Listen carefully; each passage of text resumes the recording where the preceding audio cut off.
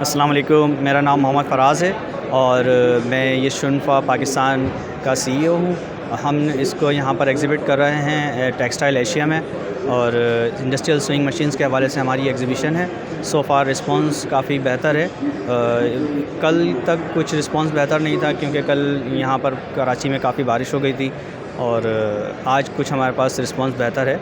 आज Saturday second है, hopefully कल जो लास्ट डे संडे होगा उसमें भी बेहतर रिस्पॉन्स आएगा। सर इसमें थोड़ा सा बताइए एग्जीबिशन के हवाले से। आपने फर्स्ट टाइम पार्टिसिपेट किया है, क्या व्हाट तो चाहेंगे, क्या रोल होता है एग्जीबिशन में? Yes, of course. This is for the first time Shunfa is exhibiting in Pakistan. Before it was in Pakistan, but no formal exhibition was conducted. So Shunfa decided to exhibit again in Pakistan. Being the CEO of this company, I take over this brand, and now I'm promoting it. तो अच्छा response है और शनफा चाहती है कि यहाँ पर पाकिस्तान में, क्योंकि कंपटीशन भी काफ़ी ज़्यादा है और इंडस्ट्रियल का जो स्कोप है यहाँ पर इंडस्ट्रियल बिज़नेस की वो भी काफ़ी है, तो वो फिर से इस मार्केट को कैप्चर करना चाह रहे हैं। तो मैं उनके साथ मिलकर इस ब्रांड को प्रमोट कर रहा हूँ और हमारे पास यहाँ पर गारमेंट्स की मशीन की रेंज है और हौज़री मशीनरी की रेंज यहाँ पर हमारे पास मौजूद है। हम उसी को एग्ज़िबिट कर रहे हैं। सर आपकी जो ये प्रोडक्ट है थोड़ा इस हवाले से बताइए कि आपकी जो प्रोडक्ट है ये कौन कौन से सेक्टर में इस्तेमाल हो रही है और ये चाइना मेड है या कहाँ की है, थोड़ा इस हवाले से ज़रा ब्रीफ कीजिएगा। जी, ये जो शुनफा कंपनी जो है ये चाइना बेस्ड कंपनी है और ये पहले पाकिस्तान में थी, चाइना बेस्ड ही है। मोस्टली जितनी भी इंडस्ट्रियल स्विंग मशीन्स हैं वो सब चाइना बेस्ड ही हैं और अब चाइना से ही इंपोर्ट होती है इसकी। और इसके अलावा ये जो यूज़ है जो इसका है, इसका आपने पूछा, तो ये गारमेंट सेक्टर में यूज़ होती हैं और टेक्सटाइल सेक्टर की भी मशीन्स होती हैं। हमारे पास गारमेंट सेक्टर की मशीन्स हैं जो हम उनको एग्ज़िबिट कर रहे हैं। लाइक आप डेनिम की बात करें तो डेनिम की मशीनरी भी हमारे पास मौजूद है, वो इस इंडस्ट्री में यूज़ होती हैं। और हौज़री की मशीनरी की रेंज हमारे पास मौजूद है, तो उसमें डिफरेंट मशीन्स होती हैं, वो सब हमारे पास मौजूद है। टेक्सटाइल सेक्टर में इस्तेमाल होती है सारी? और textile machinery is different, a bit different. Garments में यूज़ होती है। गारमेंट्स में ज़्यादा जी बिल्कुल। अच्छा सर इसमें आप नाज़रीन, तफसीलात में जाने से पहले आपसे गुजारिश है कि अगर आप हमारे चैनल पर नए हैं तो प्लीज़ हमारे चैनल को सब्सक्राइब करें, लाइक करें और शेयर करें ताकि हमारी हौसला अफजाई होती रहे, और अपने कमेंट से ज़रूर आगाह करें ताकि हम अपनी नई आने वाली वीडियोज़ को बेहतर से बेहतर बना सकें। Thank you.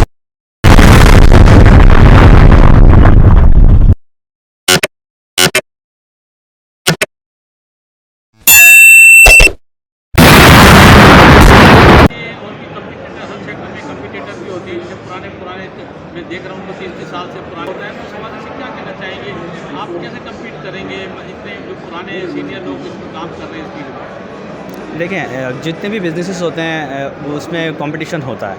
ऐसा नहीं होता कि किसी बिज़नेस में कंपटीशन ना हो, और competition is a good thing. इसमें प्रोडक्ट की इम्प्रूवमेंट होती है कस्टमर के लिए। कस्टमर पॉइंट ऑफ व्यू से कंपटीशन इज़ गुड बिकॉज़ के कस्टमर को बेहतर क्वालिटी मिलती है, उसको इम्प्रूवमेंट मिलती है प्रोडक्ट्स के अंदर। अगर आप बात कर रहे हैं कि पहले से ऑलरेडी यहाँ पर बहुत सारे कॉम्पिटिटर्स मौजूद हैं, कुछ आपने बड़े नाम लिए उनके, तो वो पहले से ही मार्केट में, तो हम अपनी प्रोडक्ट को किस तरह से प्रमोट करेंगे। बेसिकली डिफरेंस ये होता है कि हमारे पास जो टेक्नोलॉजी है मशीनरी की वो काफ़ी फास्ट पेस पे चेंज हो रही है। आई मीन टू से कि कुछ टेक्नोलॉजी ऐसी हैं जो मशीनरी की एक कंपनी के पास है, दूसरी के पास नहीं है। और शुनफा जो है ये one of the biggest factories in China, it's a big name in China. तो चाइना की जो फैक्ट्री है इनकी काफ़ी बड़ी है, एंड समटाइम्स ये जो फैक्ट्री है इससे किस दूसरी फैक्ट्रीज़ को भी ये प्रोवाइड कर रहे होते हैं by other names, I mean to say, तो वो उसको प्रमोट कर रहे होते हैं। अब अगर कंपटीशन की बात करें तो आपकी जो प्रोडक्ट इंडस्ट्री के अंदर जाती है वो सिर्फ इसी बेसिस पर जाती है कि आपकी प्रोडक्ट की क्वालिटी कैसी है और उसके स्पेयर पार्ट्स और मैकेनिकल्स कैसे हैं। अगर आपके पास बैकअप अच्छा है आफ्टर से, ऑफ कोर्स मैं उस पर आता हूँ। अभी इसके मैकेनिकल पार्ट्स और इसकी जो इलेक्ट्रॉनिक्स पार्ट्स हैं, अगर वो इतने ज़्यादा मेंटेन्ड हैं और आप उसका बैकअप अच्छी तरह से दे सकते हैं, तब आपकी प्रोडक्ट मार्केट में इन होती है। और सेकेंडली फिर प्राइसिंग पे बात आ जाती है। अगर प्राइसिंग की बात करें तो फिर दूसरी जो कंपनीज़ हैं उनकी अपनी पॉलिसीज़ हैं, वो काफ़ी अर्से से जो काम कर रहे हैं। तो ये जितने भी यहाँ पर पाकिस्तान में जो बिग नेम्स हैं आप कहते हैं, उनके पास एक सेल्स का टारगेट है, तो उस टारगेट को अचीव करने के लिए वो लोग काम करते हैं। तो अब हमारे पास जो है प्रोमोशनल प्राइसिंग है at this time. Shunfa Pakistan के पास प्रोमोशनल प्राइसिंग की for 3 years we have promotional pricing scheme. तो हमारे पास इंडस्ट्री में इन होने के लिए वैसे ही हमारे पास एक लिवरेज तो मौजूद है क्योंकि हम उसको प्राइसिंग की बेस पे लेके जा सकते हैं। सेकेंडली हमारे पास जो टेक्नोलॉजी है वो भी उससे बेहतर है, और हमारे मैकेनिकल पार्ट्स की कंप्लीट हमारे पास बैकअप सपोर्ट है इसके स्पेयर पार्ट्स की। और अगर बात करें इलेक्ट्रॉनिक्स की तो उसमें शीशिंग एक नाम है, तो इलेक्ट्रॉनिक्स यूज़ होता है जिसमें, तो वो शीशिंग हम अपनी तमाम मशीनरी में यूज़ कर रहे हैं, शुनफा यूज़ करती है। तो शीशिंग जो है is very user friendly and almost everybody knows about शीशिंग फंक्शंस। तो वो उसको ज़्यादा एक और लिवरेज हमें मिलता है कि हम इस प्रोडक्ट को प्रमोट कर सकेंगे ईज़िली। इसमें जो आपकी मशीनरी है इसकी आप सेल्फ सर्विस भी यहाँ पे दे रहे हैं, क्योंकि बहुत से लोग इस वजह से ज़रा इम्पोर्टेड चीज़ से दूर हो जाते हैं कि यार यहाँ पे सेल्फ सर्विस नहीं होती, तो वो कहते हैं कि यहाँ पे पार्ट्स की भी अनअवेलेबिलिटी होती है और सेल्फ सर्विस भी नहीं होती है। उस हवाले से मतलब आप दे रहे हैं या मतलब क्या? देखें, पार्ट्स की अवेलेबिलिटी का एक इशू इंपोर्ट बेस पर आता है, क्योंकि पाकिस्तान में इंपोर्ट्स के अभी फ़िलहाल करंटली काफ़ी इश्यूज़ हैं। हमारे पास डॉलर पेमेंट्स के इश्यूज़ हैं, तो जिसकी वजह से हमारी जो शिपमेंट्स हैं वो क्लियर नहीं होती टाइमली। पोर्ट पे काफ़ी ज़्यादा टाइम लग जाता है शिपमेंट्स को। और कुछ स्पेशल मशीनरी ऐसी होती है, हमारी फील्ड की बात करें तो उसके अंदर उनके स्पेशल मशीनरी के पार्ट्स भी इतनी इजीली अवेलेबल नहीं होते, या बड़ी क्वांटिटी में उनकी इंपोर्ट नहीं होती। उसकी वजह ये कि उनकी जो डिमांड होती है बहुत स्लो होती है। अब वो टाइमली बेस्ड होते हैं या ऑन डिमांड काम हो रहा होता है। अगर किसी की रिक्वायरमेंट आती है, रिक्वेजिशन आती है, तो वो फिर उसको सोर्स करते हैं, फिर वो उसको सोर्स करते हैं, उसके बाद उसकी शिपमेंट चलती है और यहाँ पाकिस्तान में आती है, फिर वो इंपोर्ट के इशूज़ की वजह से डिले हो जाती है। तो ये वजह आती है कि लोग कहते हैं कि पार्ट्स कुछ नहीं मिल रहे या शॉर्टेज हो रही है, एक वजह ये है इसकी। इनपुट के हवाले से भी बड़े मसाइल थे, इनपुट में बड़े परेशान थे कि जी हमारी एलसी नहीं खुल रही है, ह्यूज अमाउंट की नहीं खुल रही है, छोटी छोटी एलसियाँ खुल रही थी या पार्सल शिपमेंट खुल रही थी। तो उस हवाले से अभी क्या सूरत हाल है, आप क्या कहना चाहेंगे? आप as a importer and trader हैं। देखें, रिसेंटली मेरी एक शिपमेंट क्लियर हुई है, उसमें मुझे जो मेरा डैमरेज टाइम था ऑलमोस्ट मैं उसके करीब पहुंच गया था, क्योंकि मेरी जो पेमेंट थी वो रिलीज़ नहीं हो रही थी बैंक से। तो बैंक से पेमेंट्स के इश्यूज़ काफ़ी ज़्यादा हैं। अब ये स्टेट बैंक के एंड पर है या बैंक के अपने एंड पर होता है, क्योंकि बैंक्स भी जो है अब उनकी क्लियर पॉलिसी है, दे आर क्लियरली सेइंग कि हम अपने जो बड़े क्लाइंट्स हैं उनको प्रीफर कर रहे हैं। लाइक दे आर सेइंग कि we have 5-10 cases on our table, तो whom should we prefer first.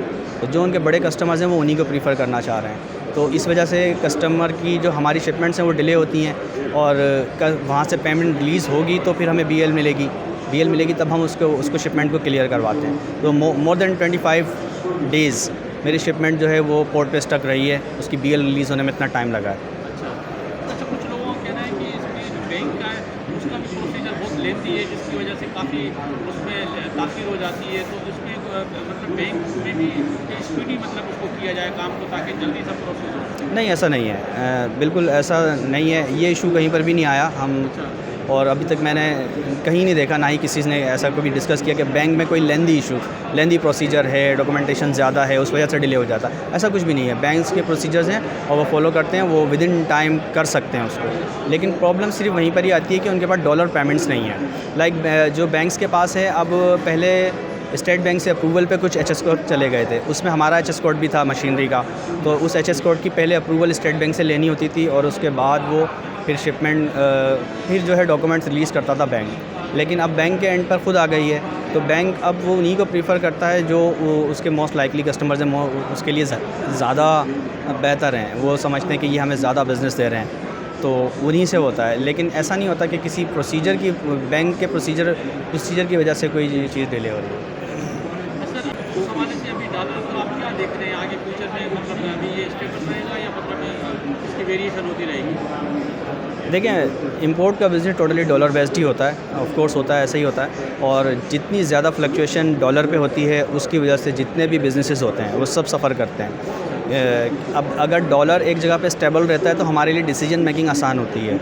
उसी डॉलर के प्राइसेस की बेसिस के ऊपर ही हम अपनी आगे की प्लानिंग करते हैं, फोरकास्ट करते हैं। वहाँ से परचेजिंग होती है, शिपमेंट चलती है, यहाँ पर आके क्लियर होती है। अगर डॉलर एक जगह स्टेबल रहता है तो फिर हमारे लिए ईजी हो जाता है उसको प्राइसिंग को कॉस्ट परचेजिंग करने में और उसकी यहाँ पर प्राइसिंग निकालने में। अब लेकिन अगर एक डॉलर ही बहुत ज़्यादा ऊपर नीचे फ्लक्चुएट करता है, बहुत ज़्यादा शूट करता है या बहुत ज़्यादा डाउन पे चला जाता है, अभी हमने वहाँ से कोई चीज़ परचेज़ की है और वहाँ पर कोई इशू आता है, तो उसकी वजह से बिज़नेस काफ़ी ज़्यादा सफ़र करते हैं। और समटाइम्स तो ऐसा होता है कि हम थोड़े दिन के लिए रुक जाते हैं, कि हम डिसीजन मेकिंग की पोजीशन में नहीं होते, कि इतना ज़्यादा फ्लक्चुएशन आ रही है कि अभी हमें क्या करना चाहिए, कि अभी हमें कोई न्यू शिपमेंट के लिए अपने ऑर्डर्स प्लेस करने चाहिए चाइना में या नहीं करने चाहिए। तो डॉलर अभी काफ़ी दिन से थोड़ा स्टेबल है, इतनी ज़्यादा फ्लक्चुएशन नहीं है जब से ये हमारे इलेक्शंस हो गए हैं उसके बाद से, और गवर्नमेंट चेंज होने की तरफ जा रही है। थोड़ा सा स्टेबिलिटी आई है डॉलर की प्राइस के अंदर। नीचे जाने की जहाँ तक बात है तो वो तो डिपेंड करता है अब न्यू गवर्नमेंट के ऊपर, उनकी पॉलिसीज़ के ऊपर, कि आगे जाके डॉलर मज़ीद नीचे आता है या यहीं पर ही स्टक होता है। सर दूसरा, अभी गवर्नमेंट की जो स्ट्रेटेजी है, गवर्नमेंट की प्लानिंग ये है कि जितनी भी इम्पोर्ट ट्रेडिंग है उसको डिस्करेज किया जाए, ताकि हमारे पास जो ज़र मुबादला की जो कमी है उसको पूरा किया जा सके। तो अभी आप क्या समझते हैं, अगर इम्पोर्ट ट्रेडिंग को गवर्नमेंट सपोर्ट नहीं करती है, डिस्करेज करती है, तो उससे मतलब इम्पोर्ट ट्रेडर मुतासिर होंगे? गवर्नमेंट नहीं, देखिए नहीं, हम एक्सपोर्ट की तरफ जाएँ, इम्पोर्ट को डिस्करेज करें? ऐसा नहीं हो सकता। आप इम्पोर्ट को डिस्करेज नहीं कर सकते। तो उसकी बहुत बेसिक वजह है। उसकी वजह ये है कि आपके पास तमाम इंडस्ट्रीज़ मौजूद नहीं हैं, आप हर चीज़ यहाँ प्रोड्यूस नहीं कर सकते। मशीनरी जो है हमारी यहाँ, अगर हम मशीनरी की बात करें तो इसकी नीडल जो है वो अभी तक यहाँ पाकिस्तान में इंपोर्ट होती है। मतलब आप पाकिस्तान में नीडल भी प्रोड्यूस नहीं कर रहे। तो आपकी जो गारमेंट सेक्टर है वो उतना बड़ा आपका सेक्टर डिपेंड करता है मशीनरी के ऊपर और उसके स्पेयर पार्ट्स के ऊपर, तो आप उसको रोक तो नहीं सकते। अभी इन्होंने करके देख लिया, मतलब अभी गवर्नमेंट ने जो स्टेप लिया था, हमारे एचएस कोड जब बैन हुए थे तो उसके अप्रूवल पे जाते थे, तो उसकी वजह से इंडस्ट्री काफ़ी सफ़र कर रही थी। आई मीन कि ये जो एक्सपोर्ट का जो सेक्टर है हमारा, गारमेंट्स का एक्सपोर्ट होती है, डेनिम की एक्सपोर्ट होती है और लेदर की एक्सपोर्ट होती है, उसकी जो मशीनरी है इन्होंने इंपोर्ट बैन कर दी थी, मशीनरी इंपोर्ट नहीं हो रही थी। लेकिन इतना ज़्यादा इनके ऊपर प्रेशर था, लाहौर चैम्बर ऑफ कॉमर्स की तरफ से काफ़ी बहुत बड़ा प्रोटेस्ट हुआ था, उन्होंने जाके बात की थी, तब जाके उनको ये बताया गया था कि भाई अगर आप इंपोर्ट को बैन कर रहे हैं अपने ये फॉरेन रिज़र्व को प्रोटेक्ट करने के लिए, तो ये कोई रीज़नेबल वे आपने नहीं निकाला है कि आप इंपोर्ट को बैन कर दें। तो फिर बहुत बात करने के बाद उन्होंने सिर्फ इतना रिलीफ दिया था कि जो spare parts already machinery industry में मौजूद है, जो अभी चल रही है, उसको ही चलने के लिए वो ऑपरेशनल रहे। तो उसके लिए इन्होंने सिर्फ पार्ट्स को थोड़ा सा रिलीफ दिया था, तो पार्ट्स की इंपोर्ट आसान हो गई थी। लेकिन ये इसको बैन नहीं कर सकते क्योंकि इनकी मजबूरी है। हाँ, एक्सपोर्ट अगर आपको अपने फॉरेन रिजर्व से इंक्रीज़ करने हैं तो आपको अपने एक्सपोर्ट्स को इंक्रीज़ करना चाहिए ना, और आपका गारमेंट सेक्टर को आपको एक्सपोर्ट देता है, तो आपको फॉरेन रिजर्व तो वहीं से आता है। ये आपकी जो प्रोडक्ट है ये डायरेक्ट एक्सपोर्ट सेक्टर में इस्तेमाल होती है, जाहिर सी बात है गारमेंट बनती है वो एक्सपोर्ट होती है, तो उसमें इस्तेमाल हो रही है आपकी प्रोडक्ट। दूसरा आपकी जो सेक्टर है उसके हवाले से कोई आपको प्रॉब्लम हो, कुछ कहना चाहें, कोई हाईलाइट करना चाहें, कोई गवर्नमेंट से सजेशन को देना चाहें, उस हवाले से कुछ कहना चाहेंगे? देखें, सजेशन तो काफ़ी बड़ी बात हो जाएगी। हाँ, इतना ज़रूर है कि ये जो आप कह रहे हैं कि अगर ये हमारी जो मशीनरी है वो सिर्फ एक्सपोर्ट में यूज़ होती है, तो ऐसा भी नहीं है। उसकी वजह ये है कि हमारे यहाँ पर लोकल मैन्युफैक्चरिंग भी है, गारमेंट्स की लोकल में भी यूज़ होती है और एक्सपोर्ट पर भी यूज़ हो रही होती है हमारी मशीनरी। तो बस ये है कि गवर्नमेंट को चाहिए कि ऐसे पॉलिसीज़ बनाएं मशीनरी, टेक्सटाइल और गारमेंट्स मशीनरी के हवाले से, कि जितना लिवरेज और जितनी फैसिलिटेट करेगी गवर्नमेंट हमारी मशीनरी की इंपोर्ट को, उतना ही आपके एक्सपोर्ट की प्रोडक्शन पे वो इंक्रीज़ होने के चांसेस है।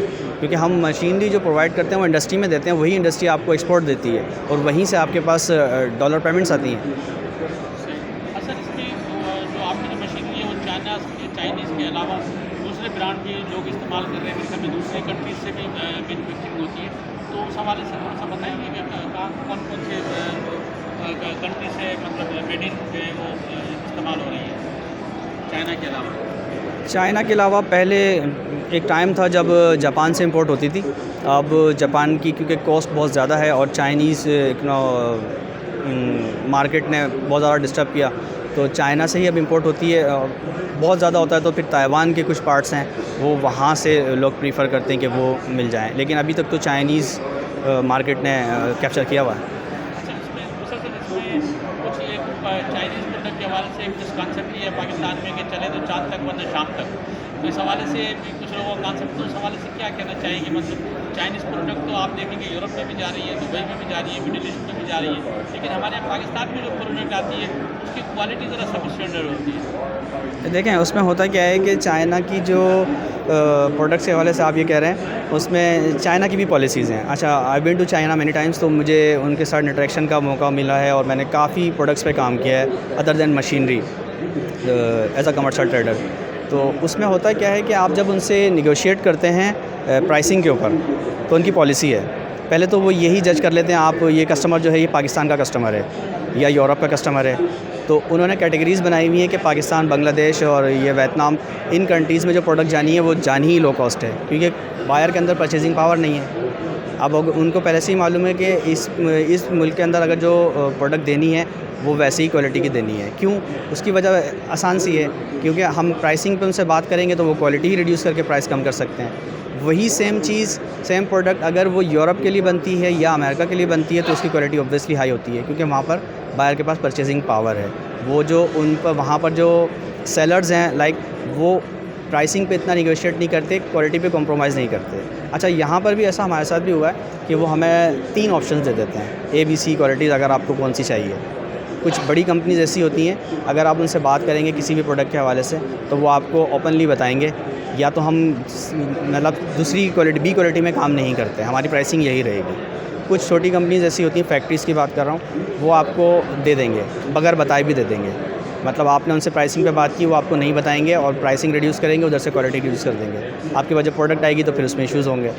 हाँ, अब कुछ ऐसी कंपनीज़ होती हैं जो मिडिल वे पे चलती हैं, वो आपके पास दोनों ऑप्शंस रखेंगे कि अगर आप ये क्वालिटी लेंगे तो आपको ये प्राइसिंग मिल जाएगी। फिर इट्स अप टू यू कि आप कौन सी क्वालिटी अपने कस्टमर्स को देना चाह रहे हैं। सर थोड़ा सा ज़रा अपनी कंपनी के हवाले से बताइए, आपकी कंपनी कब से एस्टेब्लिश है, कैसे इस फील्ड में आए और थोड़ा सा ज़रा उसका बैकग्राउंड बताइए अपना। एक गारमेंट सेक्टर में मुझे, मशीनरी के फील्ड में मुझे 10 साल हो गए और 10 साल में मैंने चाइना के विज़िट्स किए हैं और काफ़ी सारी प्रोडक्ट्स पे काम किया है मैंने। और थोड़ी सी मेरी प्रोफाइल गारमेंट्स के हवाले से भी है। मैंने एक अपना छोटा सा ऑनलाइन का सेटअप भी शुरू किया था गारमेंट्स का। इसके अलावा मुझे इसमें काम करते हुए अभी 10 साल तो हो चुके हैं। अब मैं अपनी शिपमेंट्स कर रहा हूँ। कंपनी आपकी कब से एस्टेब्लिश है?